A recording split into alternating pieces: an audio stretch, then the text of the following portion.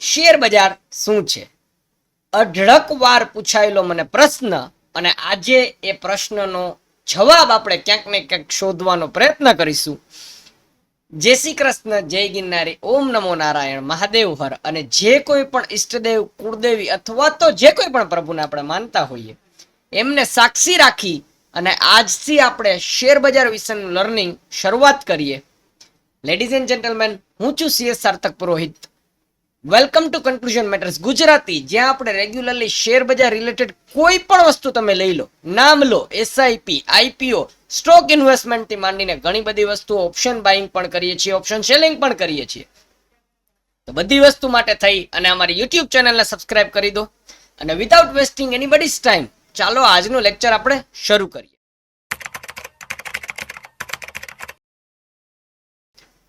હવે મેં તમને પહેલા જ કીધું કે સ્ટોક માર્કેટ શું છે. અઢળક વાર પૂછાયેલો મને પ્રશ્ન, અને હું ઓલવેઝ સામે પ્રશ્ન તમને કરું છું, અથવા તો આનો જવાબ આવી રીતે શરૂઆત કરું છું કે પહેલા એ ના સમજો કે શેર બજાર શું છે, પહેલા એ સમજો કે એ શું કામ એને સમજવું જરૂરી બની જાય છે. તો એપિસોડ નંબર 1 એની શરૂઆત કરવી છે વાય, એટલે કે મારે પહેલા તો શું કામ એને સમજવું જોઈએ. કોઈ પણ વસ્તુ આપણે સ્ટાર્ટ કરતા હોઈએ, કે તમે એન્જિનિયરિંગ સ્ટાર્ટ કરતા હોય તો તમને ખબર હોય છે કે હું અહીંયા આ જગ્યા ઉપર નોકરી કરીશ, આટલો મને પગાર આપશે, હું કદાચ ભણીશ નહીં તો મારે આ જગ્યા ઉપર વેઇટર તરીકે, એટલે આપણને બધી વસ્તુ ખબર હોય છે. તો એવી જ રીતે શેર બજારની અંદર તમારે આવવું છે તો પહેલો ઇમ્પોર્ટન્ટ ક્વેશ્ચન બનીને આવી જાય છે કે શું કામ એને તમારે શેર બજારની અંદર આવવું છે. એના માટે શરૂઆત કરવી છે હિસ્ટોરિકલ રિટર્નથી. મિત્રો, આપણે ઓલવેઝ બધાને સાંભળેલા છીએ કે ભાઈ મારા બાપ દાદાએ શેર બજારની અંદર ઇન્વેસ્ટમેન્ટ કરેલા હતા, એમણે અહીંયા સુધી રાખેલા હોત તો આટલા રૂપિયાના માલિક થઈ જાત. બસ આવી જ કંઈક વસ્તુ કે શેર બજાર શું કામ એને શીખવું જોઈએ, લોંગ ટર્મ માટે કેટલું ફાયદાકારક છે, એની શરૂઆત છે.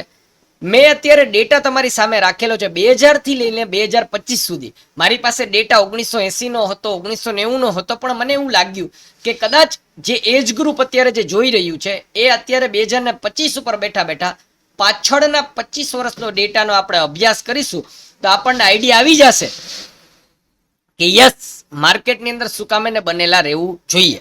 ઇન્ફોસિસ કંપની, નારાયણ મૂર્તિનું નામ બધાએ સાંભળેલું છે. ઇન્ફોસિસ કંપનીનો ભાવ હતો 2000 ની અંદર 58 રૂપિયા. બહુ વધારે મગજ ન લગાડતા, ખાલી એક થિયરી છે, ડેટા છે, એવું સમજીને તમે સમજી લો. અત્યારે ઇન્ફોસિસ કંપનીનો ભાવ ચાલી રહ્યો છે 1460 રૂપિયા, એટલે કે ટોટલ 25 ગણું રિટર્ન અને 14% CAGR થી ગ્રો કરતી કંપની.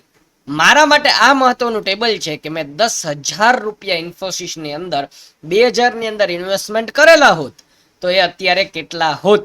તો પહેલા તો હું 10,000 રૂપિયા જો ઇન્ફોસિસના શેર્સની અંદર 2000 ની અંદર ઇન્વેસ્ટમેન્ટ કરેલા હોત તો મને ઇન્ફોસિસ વાળા એને 170 શેર આપત, અને એ 10,000 ની વેલ્યુ આ 25 વર્ષની અંદર 2,50,000 એટલે કે 2,49,365 રૂપિયા ટુ બી સ્પેસિફિક થઈ ગઈ હોત. આવી જ રીતે ટાઇટન કંપનીનું નામ આપણે બધાએ સાંભળેલું છે. ટાઇટન કંપનીનો ભાવ હતો માત્ર 2.70 રૂપિયા. રાકેશ ઝુનઝુનવાલા જેવા વ્યક્તિ જે શેર બજારના કરોડપતિ અને આમ તો અબજોપતિ થઈ ગયા, એમની પાસે ટાઇટન કંપનીની અંદર બહુ સારા એવા શેર્સ હતા. તો 3418 રૂપિયા 2025 નો ભાવ છે, 1266 ગણાનો ભાવ થઈ ગયો છે. 35% એનું CAGR છે, એટલે કે 2000 ની અંદર મેં જો ઇન્ફોસિસની અંદર 10,000 રૂપિયા રોકેલા હોત તો મને એના 3700 શેર્સ મળત, અને એ 10,000 રૂપિયાની વેલ્યુ અત્યારે 1,26,67,787. 10,000 રૂપિયાની વેલ્યુ થઈ ગઈ હોત 1,26,00,000. આવી રીતે પીડીલાઇટ છે, પીડીલાઇટ ની અંદર મેં 10,000 રૂપિયા રોકેલા હોત તો અત્યારે એની વેલ્યુ થઈ ગઈ હોત 24,47,406 રૂપિયા. HDFC બેંક બધાએ નામ સાંભળેલું છે. પીડીલાઇટ એટલે ફેવિકોલ બનાવતી કંપની, તમને ટુ બી સ્પેસિફિક. HDFC બેંકની અંદર મેં 10,000 રૂપિયા રોકેલા હોત તો 10,43,695. એશિયન પેન્ટ એની અંદર રોકેલા હોત તો 12,00,000 રૂપિયા, અને રિલાયન્સની અંદર કે મુકેશભાઈની કંપનીની અંદર રોકેલા હોત તો 13,70,000. એનો મતલબ કે આ કોઈ પણ કંપની, અને આવી અઢળક કંપની છે, એની અંદર તમે રોકેલા હોત 2000 ની અંદર તો અત્યારે તમે લાખોપતિ અથવા તો કરોડપતિ પણ થઈ શકતા હતા, બટ નથી કરેલું. It's okay.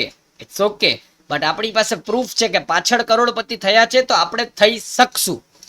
ઘણા લોકો મને એમ કહેશે કે સાર્થક 2000 ની અંદર છે ને તું બહુ નાનકડો હતો, તારો જન્મય નતો, અને 10,000 રૂપિયા બહુ મોટી રકમ કહેવાતી હતી. કાંઈ વાંધો નહીં, મને ખબર છે આવો પ્રશ્ન આવશે.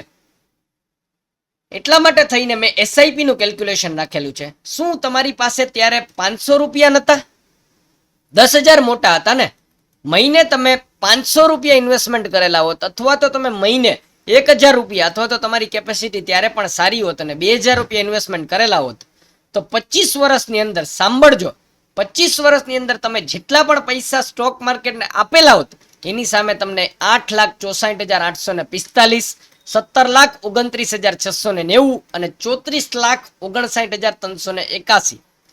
તમારે જો એસઆઈપી નું કેલ્ક્યુલેટર જોવું હોય તો તમને લાઈવ એસઆઈપી નું કેલ્ક્યુલેટર બતાવી દઈએ, જેથી તમને આઈડિયા આવશે. મારે એસઆઈપી નું calculator simple step by step inflation વાળું નથી લેતો. હું એસઆઈપી નું કેલ્ક્યુલેટર તમને લાઈવ બતાવી દઉં, જેથી કરીને તમને આઈડિયા આવે. ચાલો, એન્જલ 1 નું એસઆઈપી નું કેલ્ક્યુલેટર. મેં એન્ટર અમાઉન્ટ, અહીંયા મારે બહુ સિમ્પલ વસ્તુ છે. મારે એસઆઈપી નું રિટર્ન એસ્ટિમેટ, ઓકે, મારે ખાલી 500 નહીં, એક કામ કરીએ, આજનો જમાનો છે, 1000 રૂપિયાની અંદરથી ઇન્વેસ્ટમેન્ટ કરવાનું ચાલુ કરું, બરાબર? ડ્યુરેશન હું રાખી દઉં 25 વર્ષ, જેવી રીતે મેં તમને કીધું કે 25 વર્ષ, અને નિફ્ટી 50 એ 12% રિટર્ન આપે છે. તો મારી ઇન્વેસ્ટમેન્ટ અમાઉન્ટ 3 લાખ રૂપિયાની, એટલે જેદી તેદી મેં તમે ચાલુ કરેલું હોત ને, તો અત્યાર સુધી તમે માત્ર 3 લાખ રૂપિયા રોકેલા હોત, અને તમારી સામે 3 લાખની સામે તમને 16 લાખ રૂપિયા મળેલા હોત. આ તમારું લાઈવ પ્રૂફ. એટલે તમે 2000 વર્ષની અંદરથી એસઆઈપી ચાલુ કરી દીધી હોત તો 2025 આવતા હતા. લોકો એમ કહેશે કે યાર પાછળના 25 વર્ષનો ડેટા થોડી જોવાય સાર્થક. It's okay.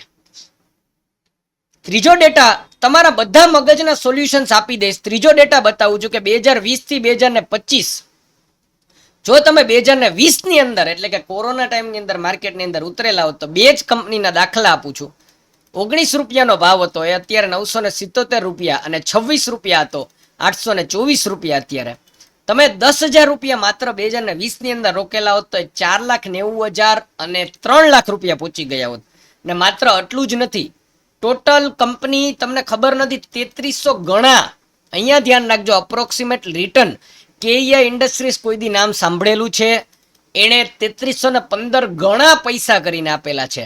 પીઆઈ ઇન્ડસ્ટ્રીઝે 6,485 ગણા પૈસા કરીને આપેલા છે. બજાજ ફાઇનાન્સ 1336 ગણા, 859 ગણા, 584 ગણા. આ બધા રિટર્ન તમે મિત્રો એક વખત જોશો, અને કંપનીના નામ જુઓ: અદાણી એન્ટરપ્રાઇઝ, અતુલ લિમિટેડ, અતુલ શક્તિ રિક્ષા સાંભળેલી છે, page industries, Berger paint, Ajanta pharma, supreme industries, Wipro, Azim Premji એટલે કે દીપક નાઇટ્રાઇટ. કેટલી તમે તંતલા તમે સાંભળેલું છે આ બધી કંપનીનું. વારી રિન્યુએબલ્સ, હમણાં આવેલી સોલારની કંપની. મિત્રો, સોલારનો જમાનો છે, ઈવીનો જમાનો છે, ટેકનોલોજીનો જમાનો છે. વેબસોલનું નામ સાંભળેલું છે, જીઈ વર્નોવાનું નામ સાંભળેલું છે, ઇન્ટિગ્રેટેડ ટેકનોલોજીસ. તો આવી તો કેટલી બધી કંપનીઓ સ્ટોક માર્કેટની અંદર છે. કદાચ કન્ફ્યુઝન થતું હશે સાર્થક કે આ તો પાછળનો ડેટા છે, તો તમે મને એક વાતનો જવાબ આપો. 2000 ઉપર જે લોકો ઊભા હતા, એણે શું 2025 જોયું હતું? ખાલી વાત છે તમારા માનસિક સંતુલનની. આ સાથે શેરબજારની ગેમમાં તો 2000 થી 2025 આવેલું છે, તો શું 2050 નહીં આવે? ઉંમરના તબક્કામાં તમે આગળ નહીં જાઓ?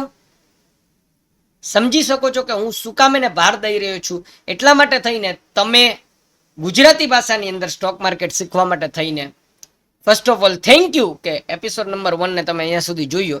એપિસોડ નંબર 2 થી આપણે ટેકનિકલ વસ્તુઓ સ્ટાર્ટ કરી દઈશું. તમારા ફેમિલી મેમ્બર્સને બતાવી શકો છો, અને એક વિશ્વાસ સાથે એક અહીંયાથી એક પ્રોમિસ આપું છું કે કોઈ પણ સટોડિયાની વસ્તુ નહીં કહું, કોઈ પણ એવી વસ્તુઓ નહીં કહું જેથી કરીને તમે નુકસાનની અંદર આવશો. બહુ સિમ્પલ સરળ ભાષાની અંદર નિર્ણય તમારો, મારે ખાલી તમને વિચાર આપવાનો છે. આ સાથે હું છું CS સાર્થક પુરોહિત. આપણે મળીશું એપિસોડ નંબર 2 ની અંદર. Thank you guys, thank you.